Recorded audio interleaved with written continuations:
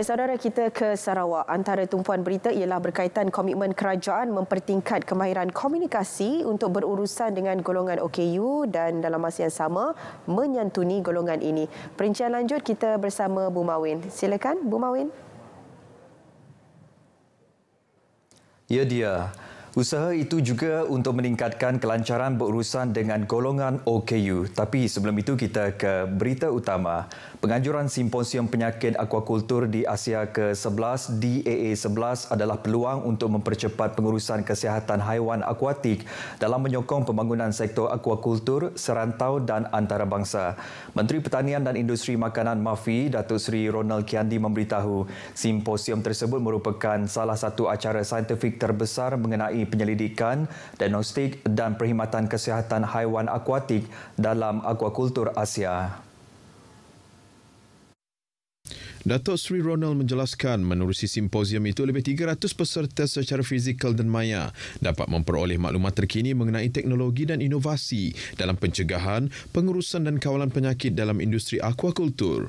Beliau dalam pada itu berharap peluang tersebut akan digunakan untuk meningkatkan dan membina kapasiti mereka ke arah industri aquakultur yang mapan, stabil dan berdaya saing untuk keselamatan makanan dan kelestarian ekosistem akuatik. Datuk Seri Ronald memberitahu demikian pada majlis perasmian Simposium Penyakit Aquakultur di Asia ke-11 DAA11 di Pusat Konvensyen Borneo, Kuching. Dalam pada itu katanya MAFI dan pelbagai agensi dan jabatan akan terus bekerjasama dengan pihak berkepentingan berkaitan seperti universiti, institusi penyelidikan, penggiat industri terutamanya dari industri aquakultur ke arah menambah baik pengurusan kesihatan haiwan akuatik dalam negara. Kementerian Pendidikan, Inovasi dan Pembangunan Bakat menyasarkan seramai 1,265 orang guru mahir menggunakan Raspberry Pi menjelang akhir tahun ini. Menterinya, Datuk Roland Sagawiin berkata, guru yang diberi peluang untuk mempelajari asas Raspberry Pi diharap dapat menurunkan ilmu yang dipelajari kepada pelajar bagi mendedahkan mereka kepada teknologi berasaskan komputer dan dunia digital di peringkat awal. Datuk Roland menjelaskan pengetahuan yang dikongsikan bersama guru berkenaan akan membantu memperkasa murid-murid serta pelajar untuk mempelajari pengkomputeran dan menjadi lebih kreatif dalam menyelesaikan masalah. Teaching teachers how to code using Scratch in the classroom using Raspberry Pi gives an opportunity for students to learn in an immersive and digitally engaging way. Ujarnya sehingga kini kementerian telah menyerahkan lebih daripada 9,000 unit set Raspberry Pi termasuk monitor, papan kekunci dan tertikus ke sekolah rendah di seluruh Sarawak. Beliau menjelaskan dalam tempoh 2 bulan yang lepas, Universiti Teknologi Sarawak UTS telah membantu menyampaikan 6 sesi latihan kepada lebih 221 guru di Sibu, Serike, Julau, Kanawit, Song, Belaga, Meradong, Selangau dan Betong. Beliau berkata demikian ketika berucap pada majlis penyampaian sijil untuk peserta khusus Raspberry Pi di UTS Sibu. Saudara, untuk menyantuni golongan orang kurang upaya dengan efektif, Jabatan Kebajikan Masyarakat JKM Sarawak telah mengadakan kursus Bahasa Isyarat Zon Utara 2022 baru-baru ini. Timbalan Menteri Pembangunan Wanita, Kanak-kanak dan Kesejahteraan Komuniti, Datuk Rozay Yunus menekankan kemahiran berurusan dengan golongan tersebut adalah penting untuk memastikan kelancaran komunikasi. Selari dengan objektif kursus, Datuk Rozay Yunus berharap agar pegawai kaki tangan JKM Sarawak di Miri, Limbang, Bintulu, Lawas termasuk pertubuhan pemulihan dalam komuniti bagi Zon Utara terus meningkatkan kemahiran mereka agar memudahkan sebarang urusan dengan golongan OKU. Sementara itu, Datuk Rozi yang juga ahli Dewan Undangan Negeri Adun Bekenu mendedahkan bahawa 557 orang direkodkan cacat pendengaran dan 54 orang cacat pertuturan di Miri, Bintulu, Limbang dan Lawas. Beliau berucap demikian ketika merasmikan program kursus Bahasa Isyarat Zon Utara 2022 di Miri. Menurut penyelaras Seksyen Khidmat Sokongan Sosial JKM Miri, Awang Abdul Hamid Awang Ibrahim, program ini amat sesuai untuk menambah baik kemahiran sedia ada peserta ketika berurusan dengan klien. Kita nak mewujudkan macam satu, kita meaning to say kita memudahkan lagi kita punya perhubungan dengan kita punya klien lah. Apa yang saya belajar ialah saya belajar sesuatu yang baru dan membolehkan saya untuk berkomunikasi dengan warga OKU. saya boleh berkomunikasi dengan klien yang bisu dan peka. Seramai 55 peserta terdiri daripada pegawai dan kaki tangan JKM Sarawak dan Pertubuhan Pemulihan dalam Komuniti bagi Zon Utara menyertai kursus yang berlangsung selama 2 hari itu. Program itu turut disertai oleh Pegawai Kebajikan Masyarakat Bahagian Miri, Pangeran Muhammad Najib Pangeran Muhammad dan Tenaga Pengajar Bahasa Isyarat Malaysia, Victor Hili Ngwong. Usaha mendapatkan tapak tetap bagi menempatkan bangunan pejabat serta kemudahan latihan Angkatan Pertahanan Awam Malaysia APM tersendiri di Bau, Lunduk dan Sematan sedang giat dijalankan. Timbalan Menteri Pengangkutan Sungai dan Laut Datuk Henry Jinet berkata, sudah tiba masanya agensi tersebut mempunyai kemudahan seumpama itu selari dengan permintaan serta keperluan untuk menambah keanggotaan dalam memastikan keselamatan dan pertahanan awam di daerah-daerah berkenaan.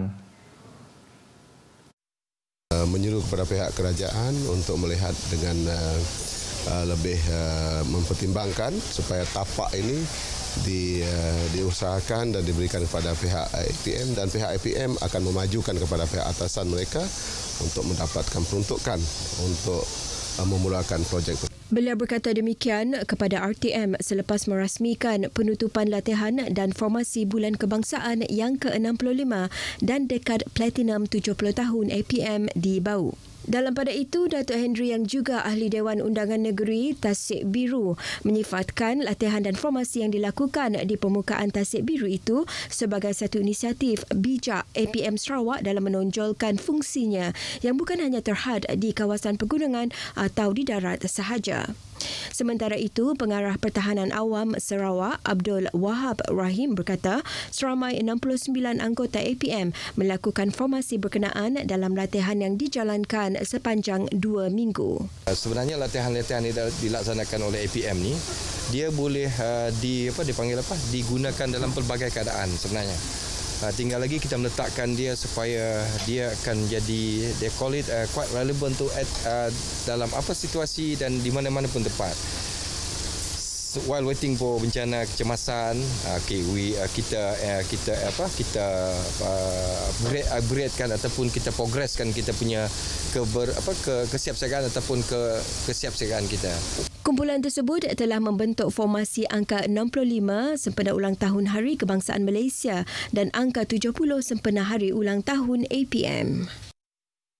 Masyarakat berbilang kaum diseru untuk terus kekal teguh bersama mendepani cabaran pasca COVID-19. Ahli Parlimen Hulu Rajang, Datuk Wilson Ugat Kumbong berkata, situasi hari ini negara masih belum bebas sepenuhnya daripada wabak tersebut, malah cabaran besar daripada pelbagai aspek perlu dihadapi bersama sesuai dengan semangat sambutan Hari Kebangsaan. Rakyat harus terus teguh bersama kerana cabaran pasca pandemik masih lagi berada di sekeliling kita. Ibarat kata perpatah, Tuan Pengarah dan tuan-tuan sekalian. Bersatu kita teguh, berpecah kita roboh. Inilah saatnya bagi kita semua di kawasan Murum ini. Bersatu dan teguhlah kita dalam menghadapi ancaman dan cabaran yang begitu besar pada hari ini. Datuk Wilson Ugat Kumbong menyatakan demikian semasa berucap di program Kembara Merdeka at Komuniti Keluarga Malaysia, peringkat daerah belaga di Rumah Licong, Along, Sungai Sebutin, Tubau dekat Bintulu. Beliau memberitahu di kawasan Parlimen Hulu Rajang termasuk di Tubau sememangnya menggambarkan sebuah keluarga Malaysia yang mempunyai lebih 31 etnik, mendiami dan hidup bersama penuh harmoni di kawasan tersebut. Konvoi Kembara Merdeka Jabatan Penerangan Malaysia Negeri Sarawak semalam telah menjelajah ke menempatan semula bakun Sungai Asap bagi melihat keunikan masyarakat orang Ulu di kawasan tersebut. Konvoi yang diketuai Pengarah Japin Sarawak Jafar Jantan seterusnya singgah di Rumah Licong sebelum meneruskan siri jelajah ke Miri, Limbang dan Lawas. Daripada apa yang ada hiasan-hiasan di rumah panjang ini cukup indah dengan warna-warni bendera-bendera Sarawak dan juga bendera Malaysia. Ini melambangkan kita sebagai sebuah keluarga yang besar, sebagai sebuah rakyat yang bertamadun, sebuah rakyat berpatriotik, dan ini melihatkan saya kira satu semangat patriotik yang cukup indah yang terutamanya diketuai oleh tuan rumah kita dan dapat bersama-sama dengan komunitinya untuk memeriahkan, dan saya harap untuk pemasangan bendera ini bukan hanya berada dalam bulan Ogos sahaja, tapi diteruskan sehingga pada bila-bila masa sahaja juga. Sementara itu, Tuai Rumah Licong Along yang merupakan pengerusi komuniti keluarga Malaysia kawasan Murum memohon agar program itu dapat dijalankan pada skala yang lebih besar pada tahun-tahun akan datang. Awak ke tu di kerembai ke besar kage, lo tambah kage. Awak ke tu mai penyerekat rakyat di kawasan Vanuatu itu. Warga Malaysia teguh bersama. Sekian berita dari Sarawak. Saudara, bersama kita semarakkan sambutan Bulan Kebangsaan dengan mengibarkan jalur gemilang. Baik, kita kembali bersama Dia di Angkasa Puri. Silakan Dia. Baik, terima kasih Ibu Mawin langsung dari Sarawak.